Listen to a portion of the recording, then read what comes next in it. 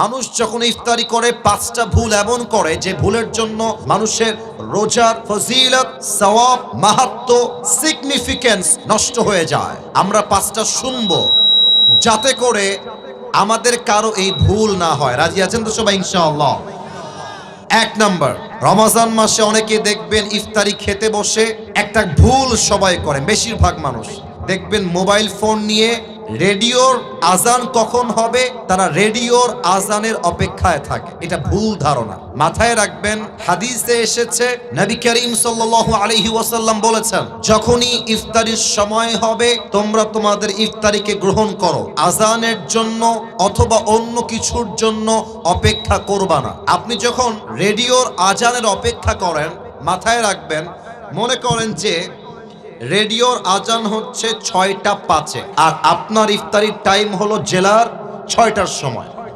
এখন 6টার সময় ইফতারির টাইম হয়ে গিয়েছে and you are waiting for the azan of radio. রেডিওর আজান দিলে আপনি ইফতারি খাবেন।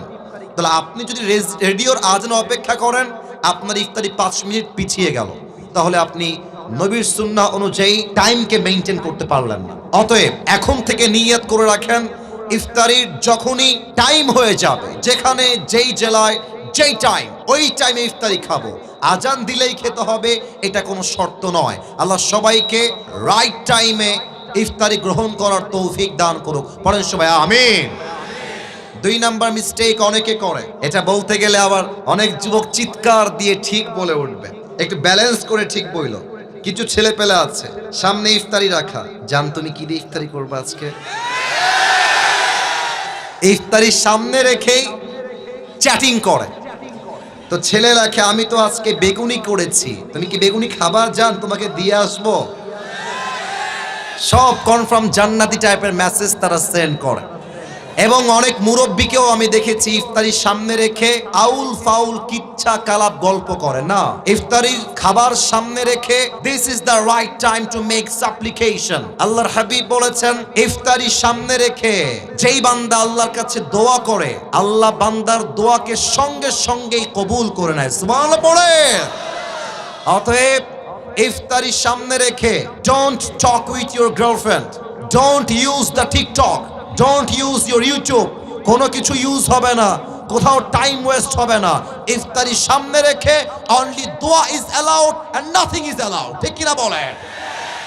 ইফতারির সামনে রেখে আমি সবার থেকে জানতে চাই, আমরা সবাই হাত তুলে কি করব? একটু জোরে বলেন, ইফতারির সামনে আমরা হাত তুলে কি করব? 2 নাম্বার শেষ। 3 নাম্বার, অনেকেই ইফতারি খাওয়ার সময় মনে আমাদের জোশ উঠে যায়, খেয়ে দে পেট এমন লোড হয়ে যায়, মাগরিব পরে একটা ঘুম দেয়, তারপরের দিন সাহরি খাওয়া মিস হয়ে যায়। আর বিশেষ করে দেখবেন কিছু ছেলে পেলে আছে খাইতে বসলে গরু ফেল করে ফেলে, আর ইফতারি এমন ভাবে খায় জীবনে মনে খাবার চোখেই দেখে নাই।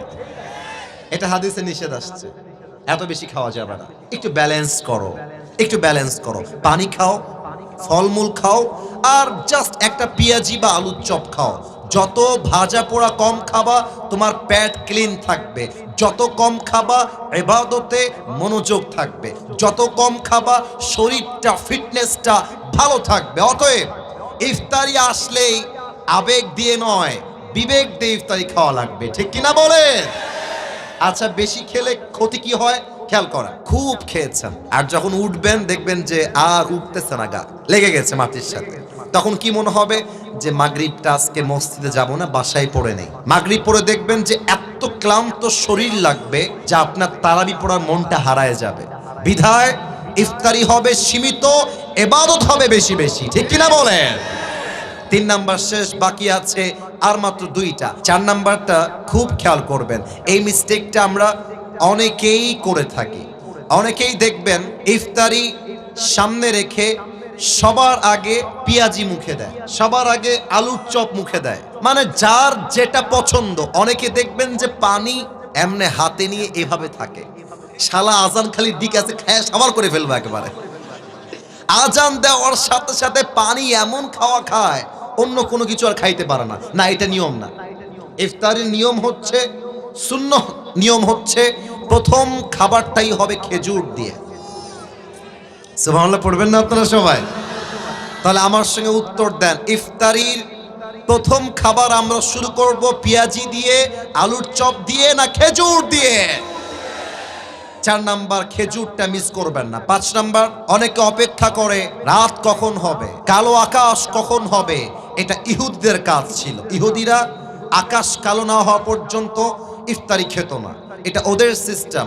আমাদের সিস্টেম, ইফতারি হয়ে গিয়েছে, কালো আকাশ লাগবে না, মসজিদে আজান লাগবে না, ইফতারির টাইম হয়ে গিয়েছে, আমি সঙ্গে সঙ্গে ইফতারি গ্রহণ করব। ঠিক কিনা বলেন?